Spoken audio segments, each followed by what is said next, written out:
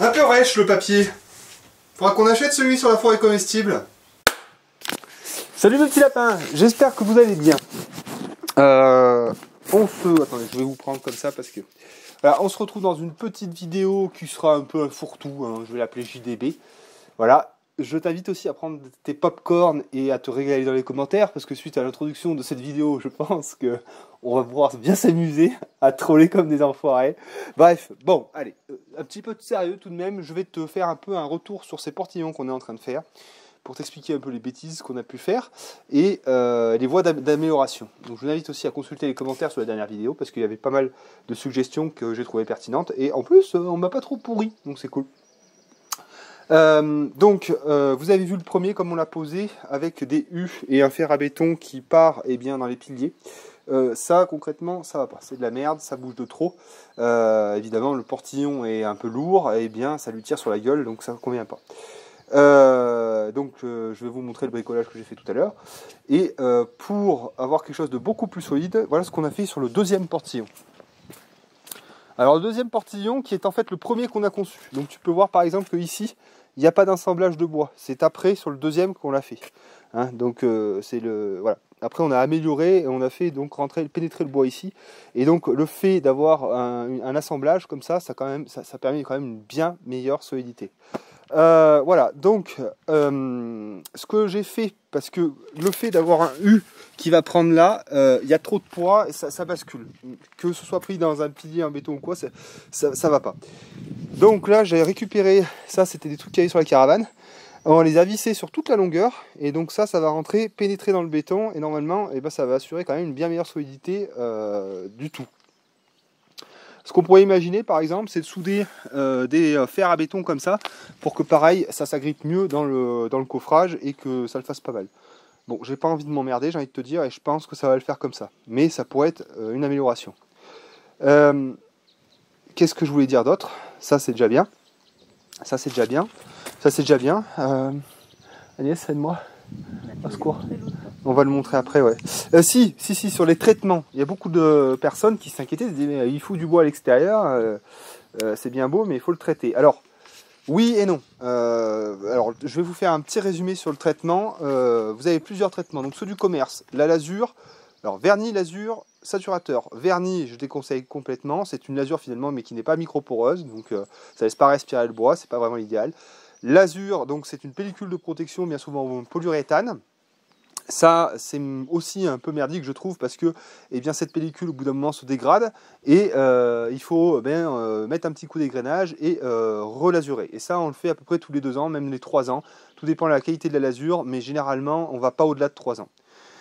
Vous avez ensuite les saturateurs, ça peut être une bonne solution. C'est de l'imprégnation, ça imprègne le bois. Et l'avantage, c'est que ce n'est pas une pellicule qui va se dégrader. Donc on s'en fout de poncer derrière, on a juste à nettoyer et on réimprègne le bois à chaque fois. C'est, à mon avis, en tout cas dans le commerce, ce qui va le mieux pour traiter le bois en extérieur.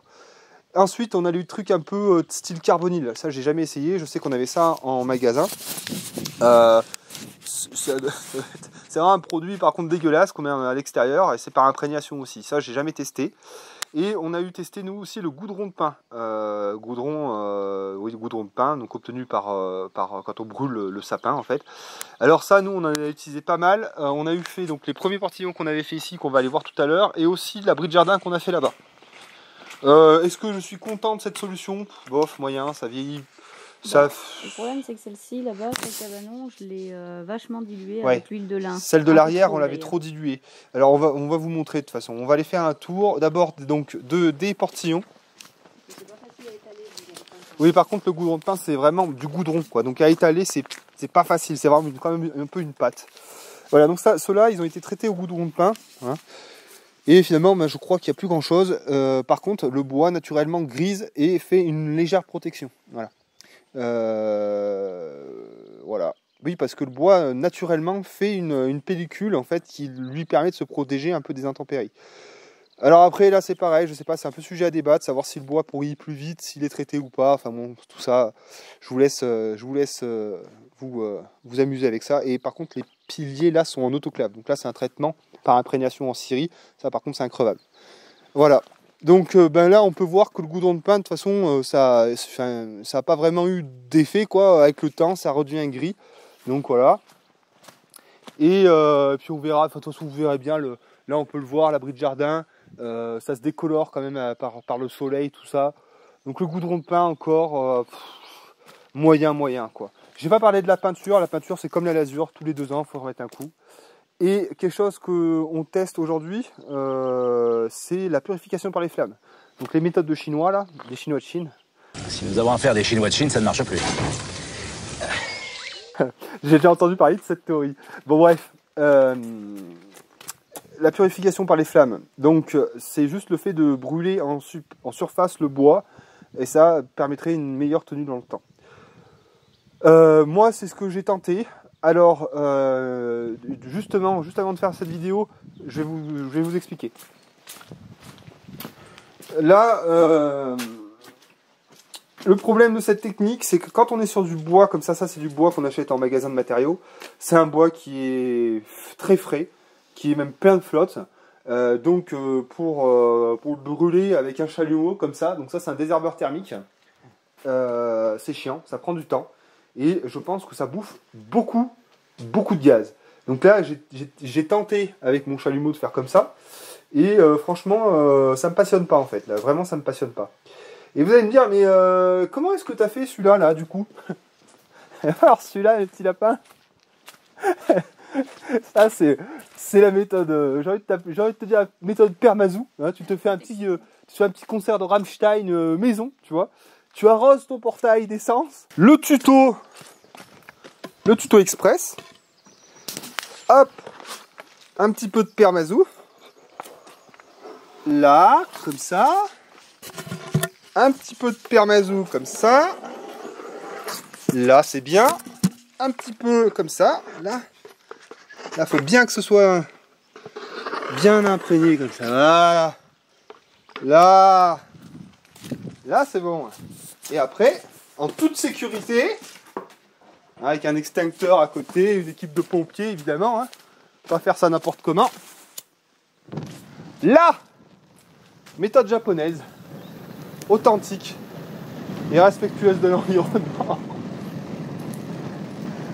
Voilà, et tu répètes l'opération plusieurs fois, mine de rien, parce que faut quand même que ça brûle un peu, quoi. Voilà, donc on va continuer comme ça. Et puis on vous reprendra plus tard. Salut les petits lapins. Alors aujourd'hui on se retrouve dans le poulailler parce que ça y est, j'ai mes petits oisons. Et bon, malheureusement, la Alexis veut bien vous filmer, mais il y a eu quelques pertes. Je pense que Clotilde les a écrasés. Et tu vois, pour certains, il y en a qui n'ont pas pu sortir de l'œuf tout simplement. Donc bon voilà, ils sont morts. Hein. Et hop, celui-là aussi, je pense que il n'est pas sorti entièrement. Et comme il y en avait beaucoup, donc il y en a 6 qui sont vivants et qui sont dehors. Donc je pense qu'ils sont sortis, je sais pas, peut-être hier ou avant-hier, mais en fait on s'en est pas rendu compte. C'est hier soir, on est rentré chez nous à minuit et en fait on s'est rendu compte qu'il y avait plein de petites oies partout. Donc bon, on était très contents. Mais ouais, du coup, on n'a pas pu contrôler. Enfin bon, c'est difficile de contrôler parce que si les oies me laissent pas du tout approcher du nid, là elles sont dehors, donc voilà, c'est le moment de faire le ménage. Mais sinon, l'oie encore, elle me crache dessus, ça va. Mais le jar, lui, il me sort quoi, donc je veux pas me faire bouffer. Même si ça me ferait pas très mal, mais voilà. Hop. Par contre, il reste 2 œufs. Je pense pas lui laisser parce que je pense que c'est mort, je sais pas trop. Bon, on va les mettre au compost. Ouais, de toute façon, ils sont froids. Ouais. Je pense pas que... Enfin, voilà, quoi. Peut-être une connerie, mais bon, 6 oies, c'est bien déjà. Et puis, j'ai mes petites poules, là, qui commencent à couver. Alors, j'avais fait une espèce de... Oula, on la dérange. Ouais, elle couvre pas, je pense qu'elle va pondre. Ah. Mais en fait, j'avais fait cette cage, donc vite fait, avec 2 cagettes, retournées l'une sur l'autre. Mais c'était vraiment du bricolage... vite fait parce qu'en fait la première elle couvait, elle a commencé de couver il y a quelques jours et du coup j'ai voulu l'isoler, donc je l'ai mis dans un clapier à lapin et du coup elle a pas aimé du tout que je la transporte Et du coup, je l'ai vérifié toute la journée, j'ai été la voir et en fait, elle n'a pas couvé de la journée. Donc je pense que ça l'a trop stressé de la déplacer. Donc là, je l'ai mis un peu plus en hauteur. Donc comme ça, les autres vont pondre du coup dans la cagette que j'avais fait pour qu'elle soit tranquille. Et au moins, hop, il n'y a personne qui va l'emmerder là-haut. Donc écoute, on verra bien si on a des poussins à faire à suivre dans une vingtaine de jours, quoi. Voilà. Je vais filmer vite fait les... Et quoi?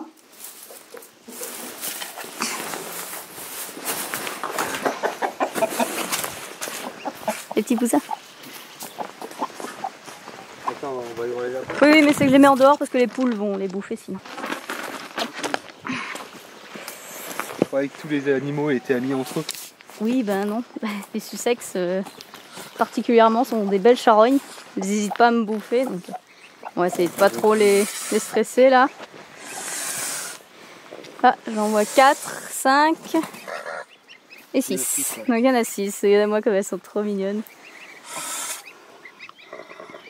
Donc bah écoute, on va leur souhaiter bonne chance parce qu'en fait, il y a quand même pas mal de petits trucs à faire, à les protéger, machin. Bon, on pense que quand même les oies les protègent bien, mais on laisse faire un peu le truc, quoi, parce que faut dire, on n'a pas trop le temps aussi de tout gérer, quoi.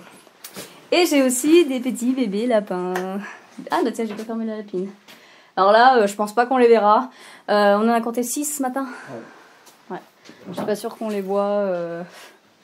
Attends mon cœur, j'ai peut-être mon portable pour mettre de la lumière.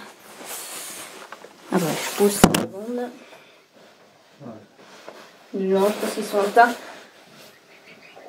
Hop.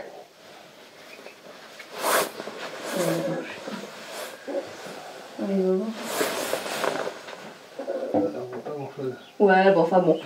Vous aurez bien le temps de les voir une autre fois. Fais gaffe de ne pas faire tomber mon portable dedans.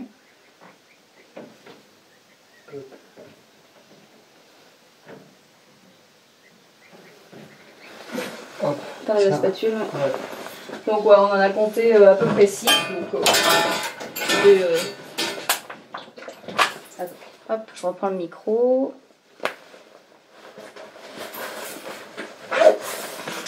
Hop, voilà, donc on a compté 6, donc ça s'est très bien passé pour elle, impeccable. Bah, visiblement, il n'y a pas de mort, et puis bah, je les séparerai, je pense, dans 3 mois, il me semble. Il faut que je vérifie, mais normalement, dans 3 mois, je séparerai les mâles et les femelles. Et puis voilà, tout va bien se passer. Donc voilà, on a eu plein de naissances, donc on est bien content. Même si moi, ça m'a fait un peu stresser parce que j'étais pas prête. J'étais pas prête, là, tout le monde a fait ça en même temps, la lapine, les oies, les poules. Du coup, je remercie la petite ortie là, qui m'a donné des conseils justement pour les poules. Et comment il s'appelle la ferme du domaine du Biais. Oui, mais son prénom Gwen et Loïs. Okay. Donc je les remercie aussi parce qu'ils nous ont donné des conseils ce matin pour les oies, parce que bon, on a découvert qu'on en avait hier soir. Donc j'étais un peu stressée de ce que j'allais leur donner à manger ou quoi. Donc on leur a donné du grain en fait pour les poules. Parce qu'il est quand même relativement bien concassé et tout. Alors il y a peut-être les graines de tournesol qui sont un peu grosses dedans.